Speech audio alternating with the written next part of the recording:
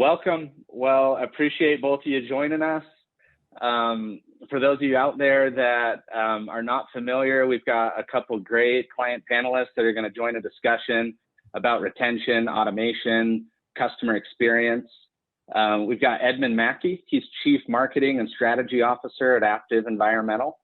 And he has been a senior executive for coming on 15 years.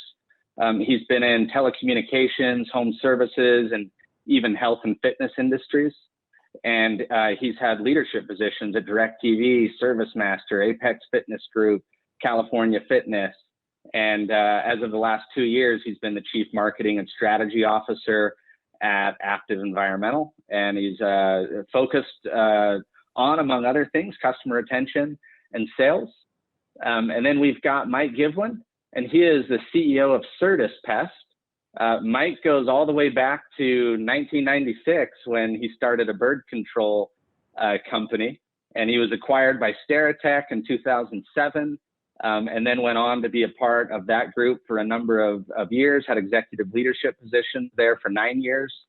And then from 2016 to 2018, he spearheaded as the Vice President of North America, Antisemix growth in North America. And he was focused on growing to over $100 million in revenue during his tenure. And last year, he founded Certus, and they are growing to be one of the fastest pest control companies in North America.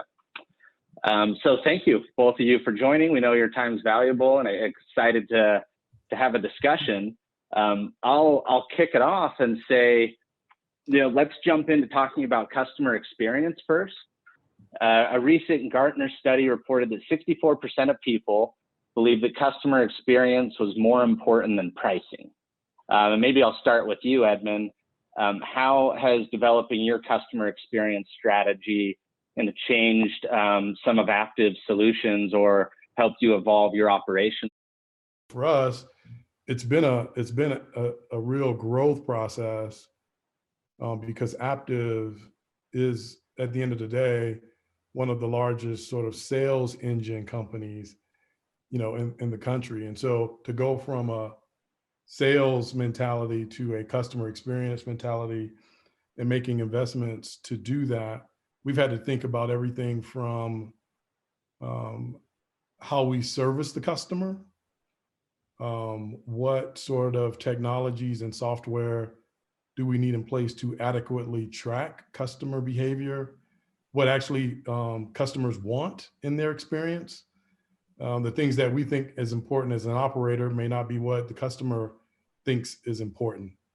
I've been here 2 years, and it's been all of the 2 years, a good year, or a good 12 months to understand what customers really value, another year to test and implement, different software, different approaches, different service delivery mechanisms. And now we're in the place of optimizing, refining, and then being able to do that, talking to customers more through surveys to make sure that we're hitting the mark with that. So that's where we kind of are today, but that's going to be an evolutionary process still. Shifting to you, Mike, you have an interesting perspective on pest control because you've acquired a lot of companies. And I think during the process, correct me if I'm wrong, for every one you acquire, you probably look at 50. So you've peeked behind the wall of a lot of businesses. And I'm curious your perspective on the industry at large. Do you see your average pest control company at a really high level of customer experience, that they're hitting the mark in a lot of areas? Or do you see on average that there's typically room for substantial growth with customer experience? So all the small companies that we buy actually have customer experience really dialed in relative to some of the bigger ones. Their size allows them to really hyper focus on the customer experience. They may not frame it up in the same way that you or I or Edmund would frame it up, but they really are, focused on making sure they retain the clients by keeping them happy. The trick for us is how do you take some of those unique approaches that they've had and then scale that up to $100 or $200 million enterprise, because those same touch points aren't available that you have in a smaller organization. The number one thing that we always keep in mind is, at a minimum, your customers expect a pest-free environment. If you're not providing that, you're not doing your job. But if you are providing pest-free environment, that's not going to enhance your customer experience. That's the minimum expectation. So that becomes, what are those things you do above and beyond on the pest-free environment that really drive that customer experience and make them want to stay with you in the long term? Yeah, well said. And I would agree, like minimizing callbacks and getting rid of the reason that the customer called in the first place is table stakes, so to speak. And when you think about some of maybe the little bit more nuanced, or in some cases, it sounds like creative approaches that you've seen from PCOs, have there been anything that stood out that you've kind of grabbed onto with Certus and said, these are the handful of metrics or principles that we're going to dial into to enhance customer experience, which should lead to improving retention? Or is it more of a kind of a broad philosophical view you have on it? No, there's a few specifics. Like, small companies are really great in having a sense of urgency in addressing customer issues, because they really want to retain those customers, where some of the larger companies don't have that same sense of urgency. So, how do we ingrain culturally that sense of urgency around dealing with issues and dealing with them effectively? And then simple things, again, like, how do we communicate with our clients and explain them why we're doing and what we're doing, make a huge difference. I agree. I think that's a big deal. And I think it ties in to a theme of, on-demand expectations. We see food delivery and Uber and Amazon's now not just doing 2-day Prime, they're doing 1-day Prime. And as customers, we are getting conditioned to have a problem and solve it almost immediately.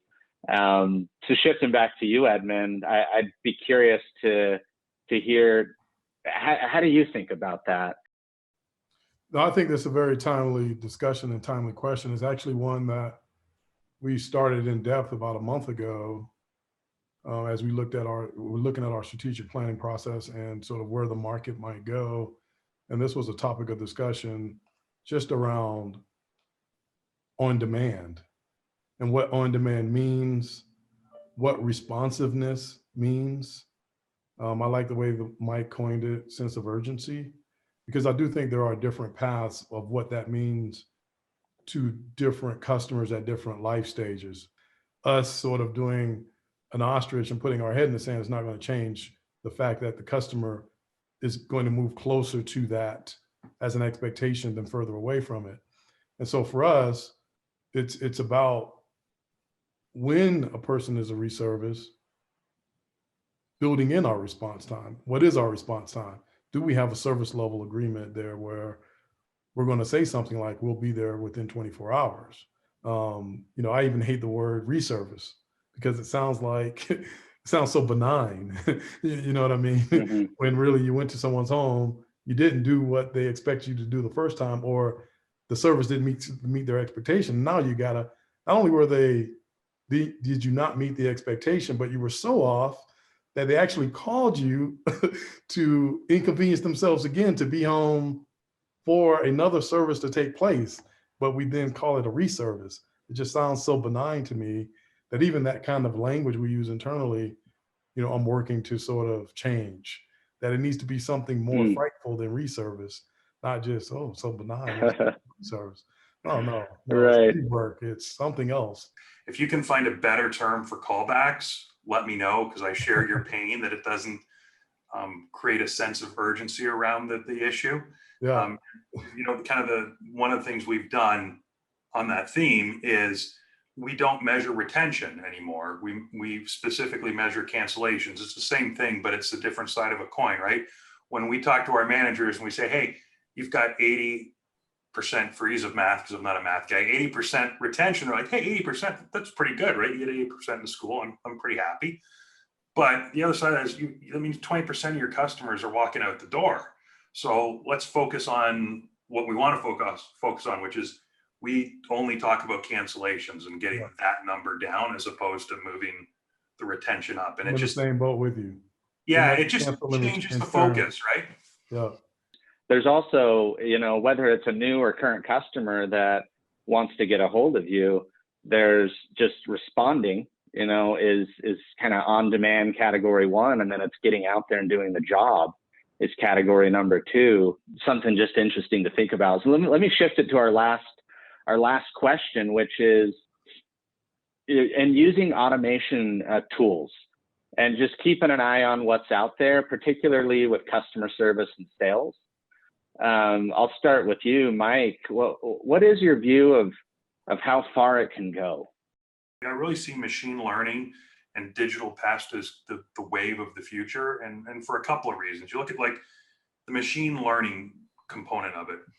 I'm not sure which ERP system your listeners use most or your watchers use most often. It's Pest Roots, Pest Pack, whatever it is. We collect immense amounts of data about the pests we're treating, where we're treating, with the very precise locations of when, where, why, all that fun stuff. So the trick becomes now, like, we can use machine learning to start scheduling our services to reduce callbacks. We'll find something better. But we know, we can crunch and know that in this branch area, that in this window of time, we have ants or mice, or like very precisely in those locations. And then we can move backwards and start kind of pre-treating. So we're ahead of the curve on what we're treating for, right? So if we know we're going to get, take an easy one, mice in November, when we're there for our September or October service, let's start treating now for what we know we're going to have in the future. That's going to limit callbacks for us because we're going to be ahead of that curve. What are the themes, right? We don't need to know what any one client is saying, but what are the themes we're seeing in those notes we're logging around cancellations or callbacks or new sales that we can then find and exploit to better drive our business, either on the back end by improving retention or on the front end by improving close. So I think the machine learning part is we're just starting there. Yeah, I would agree with all of that, and well said. And I've often been envious in some ways of the ability of the CRM to collect so much customer data. There is so much there, and I think you're 100% right to being able to use it to be more predictive instead of relying on technicians or the end customer to give feedback. I absolutely think that's real and part of the future. I'll pass it over to you, Edmund, for your thoughts on automation. The things I think about with automation are more around which touch points can you automate because they're low value for the customer, meaning I'm not going to improve the customer experience by a live person answering the phone for a billing, somebody to pay their bill because they just want to pay their bill. They don't have a billing question, right? If they had a billing question, then yeah, I want a live interaction. But if they're just calling to just do that transaction, then that's a low value transaction. I can automate that and now have more time to do the actual high impactful customer interactions with a live person. And so I think those are the things that gives larger operators, if they're smart, larger operators more of an advantage, because now we can mimic a smaller operator's strengths, which is they know their customers, there's live interactions when you call them, and all of that is because of the lower volume, right, that they face, because there aren't scale to tens of thousands or hundreds of thousands of customers. But now it's not as cost prohibitive for me to actually provide that same type of touch point for the customer, right? And so I think that's where automation really is changing the game, is these lower value. Just imagine if you can take out all billing questions out of your call center, all scheduling redos out of your call center, where the customer can actually just do that on their own. And you actually had time for the real sort of conflict resolution that's needed on 30% of the calls. Well, I think to your point, we could have spent the whole time on automation. And I think what this really has has manifested is another session that needs to be had with the two of you, because we're out of time now, but that was really fun. And thank you, Mike and Edmund, for participating. It's been amazing to watch both of you grow your businesses the way that you have. Thank you for sharing your thoughts on customer experience, retention, and automation. And thank you for being a part of the Slingshot reveal.